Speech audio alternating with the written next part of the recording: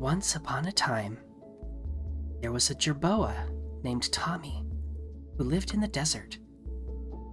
He was small like a mouse, had fuzzy tan fur the color of the sand, tall ears, and very long back legs and tail that he used to run and jump over the dunes of the desert. He loved to explore the sandy landscape every evening just as the sun was setting, when its blazing heat was diminished but the ground was still warm. When the sky turned dark and the moon began to rise, Tommy would return to his little burrow to rest from his adventuring until the following day. But one night, as Tommy was returning home, he happened to glance up just as the moon was rising.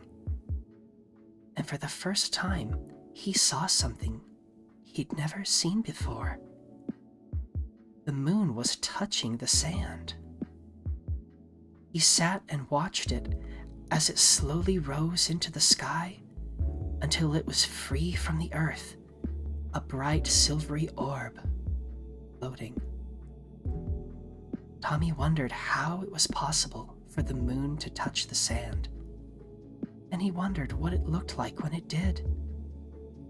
Did the moon fall to the earth and then bounce back into the sky? Or did it get buried in the sand, only to free itself every night, as if being birthed from the desert itself? The more Tommy thought about it, the more he longed to see the place where the moon touched the sand. He was sure it must be a wonderful, beautiful sight to behold. And so, before going to bed that night, Tommy decided the following evening he would set out to travel farther than he ever had before. Tommy slept restlessly that night. His dreams were full of imaginings of what he might see. He finally left his bed when he couldn't bear to wait any longer. He left his little nook. It was earlier than he usually set out. The sun was still visible and the sand was hot under his tiny paws, but the warmth soaked into him, warming his muscles as he stretched and prepared to go. And since he would be traveling farther than usual, he was grateful for the extra time. Unsure of how long it would take him, and not wanting to waste any time, Tommy embarked in the direction where he had seen the moon touch down. Tommy hopped from shrub to shrub. He scurried across the sand. The sun continued to set lower in the sky, and once it disappeared, Tommy knew the moon would appear soon after. Tommy continued his brisk journey until he suddenly stopped. His tall ears twitched. He heard something he didn't hear often. It was a gentle, soft babbling sound. As he drew nearer, he recognized it as the sound of moving water. Tommy approached the bank on a large river. The water flowed gently, making soft, splashing sounds, and Tommy gratefully took a long, refreshing drink. Just as he was shaking the water from his whiskers, the surface of the river bulged upward until a large, gray hill rose up out of it. The hill had two tiny ears, a great big round nose, and two eyes that looked down at him with interest. The hill was actually a head. The head of a hippo.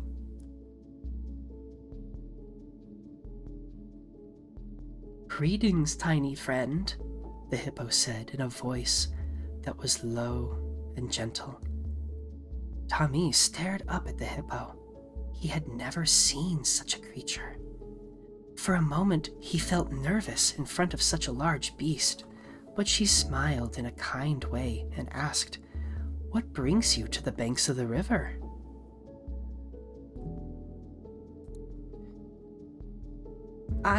I'm traveling to where the moon touches the sand," Tommy said. pointing in the direction where the moon would ascend. But I may not reach it with this river in the way. How can I get across? Why, I always swim where I need to go. But the river may be too wide and fast for you, the hippo said. But if you like, I can swim you across. Tommy perked up. Oh, will you? That would mean so much to me. The hippo gently floated alongside the shore where Tommy stood. Climb on then, she said. And Tommy scurried up the side of her back. For such a large creature, the hippo moved gracefully and serenely through the water. Tommy felt safe as he stood on her back and watched the shore behind growing more distant and the one ahead drawing nearer. Upon reaching the other side, Tommy leapt off and then turned back to wave at the hippo. Thank you so much. I never would have made it across the river on my own. The hippo smiled, then wiggled her ears and snorted in reply before slowly sinking below the surface once more. After Tommy's new friend had disappeared from view, he turned to continue his journey. The sun was beginning to dip below the horizon, which meant the moon would appear soon. He had to reach the place where the moon touched the sand before then. Tommy scurried up the sandy bank and then up the side of a large dune. The sand was soft and loose under his paws. It felt much cooler than it had before. That meant the night was coming. He scampered up the sand faster and faster, eager to get to the top and see how much further he had to go. But the faster he climbed, the more the sand began to slip beneath his feet. He hopped and scurried. He climbed and jumped, but the sand kept sliding.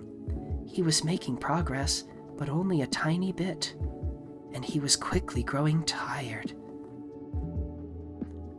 Where did you come from? Asked a voice. Tommy looked around, but all he could see were a few tall, skinny stalks growing out of the loose sand.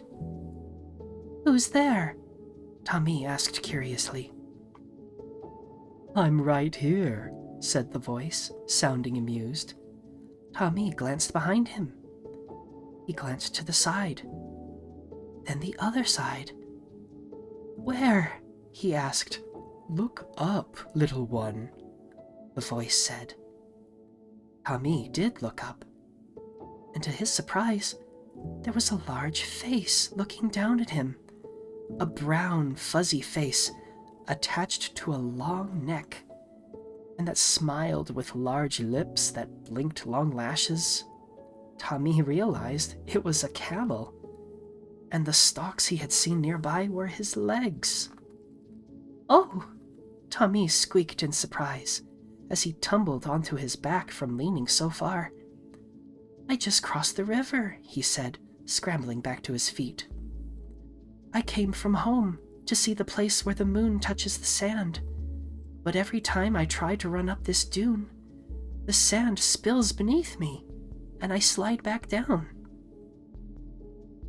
The sand is always shifting, the camel said with a nod, but my feet are sure and steady, even across the dunes. You may climb onto my back if you like. Tommy clapped his paws in relief. Oh, will you? That would make my journey so much faster. The camel carefully bent his knees and lowered himself to the sand. Tommy scrambled up his side and onto his back. Then the camel slowly rose to his feet once more. As the camel began moving forward, Tommy had to hold on to his fur as his body swayed back and forth. The camel made long strides up the side of the dune and across the sand. It wasn't long before they were at the top. Tommy could see another dune before them, followed by another, and another.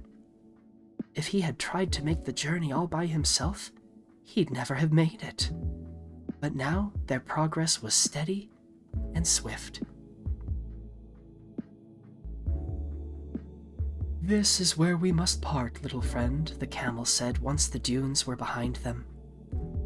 He bowed his head to the ground, and Tommy slid down from his long, furry neck. "Thank you so much for taking me this far," Tommy said, waving as the camel turned to go. "With pleasure," the camel replied. "May the sands bring us together again one day." Glancing up at the sky, Tommy could see the first few stars beginning to twinkle in the heavens. It was almost time. He hopped across the ground, making much swifter progress now. He focused on each leap and bound, striving to cross as much distance with each one as he could. He didn't know how much time had passed when he suddenly noticed a large, strange shape in the distance. Tommy slowed so he could get a better look at it.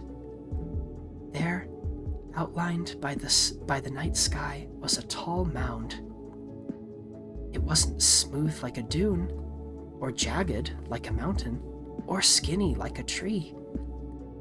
It had straight, hard edges on either side, and those edges came to a sharp point on top. Tommy had never seen anything like it. As he came closer, Tommy could see that the tall, pointed object was enormous. It was taller than any sand dune.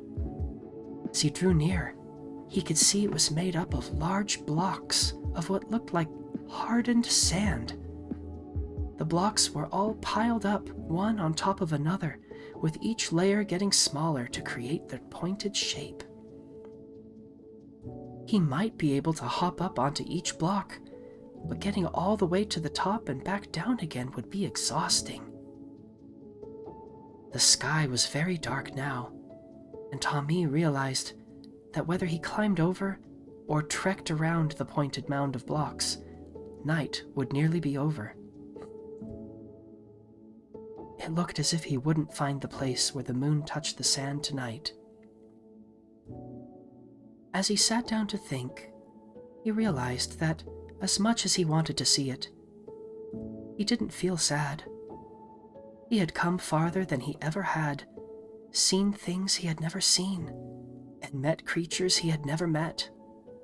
Someday, he would make the trek again. But for now, Tommy felt at peace. "Greetings, little one," a soft voice suddenly interrupted his thoughts. Tommy glanced up and saw an ibis was standing nearby. "What brings you to the pyramid?" he asked with a slight squawk. "Pyramid?" Tommy asked, glancing back at the mound of blocks. "Is that what it's called?" "Yes," the ibis chuckled. "It's been here since before any of us can remember. Many creatures come to see it." "Oh," Tommy said, "it is incredible to see. But I didn't come to see the pyramid. I came to see the place where the moon touches the sand. I may not get to see it tonight, but I'm still glad that I came." The ibis tilted his head and looked at Tommy. "Would you like to see the top?" he asked. "You just might be able to see what you're looking for from up there. I could fly you to the stone on the very, very top." Tommy felt awed. In all his life, he'd never dreamed he would ever get to fly, nor be up so high. But the thought made his whole tiny body shiver with delight. Yes, please. I would love to see the moon from the top of the pyramid." The ibis sat down and extended a wing. "Climb on, then, and hold on to my neck." Tommy hopped onto the ibis's wing, scurried onto his back, and then wrapped his arms snugly around his long, feathery neck. The ibis stood up. Then he took several steps forward, then began flapping his wings. Tommy squeezed his eyes shut as he bounced up and down from the ibis's movements. Then, just as suddenly, the motion became more smooth. Tommy carefully opened his eyes and caught his breath. They were rising into the air. The ibis flapped his wings now and then, pushing them higher and higher. Tommy chanced a glance down and saw the world below becoming smaller and smaller. Tommy's heart fluttered with joy at being able to see, being up in the sky where he thought no other jerboa had ever been blessed to see. The ibis began to circle the pyramid, which grew smaller around as they approached the top. Soon all that was left of it was a single block on the very top. The ibis approached and lighted gently on it. Tommy stared and felt as though he could see the world. "Look over there, Mr. Ibis.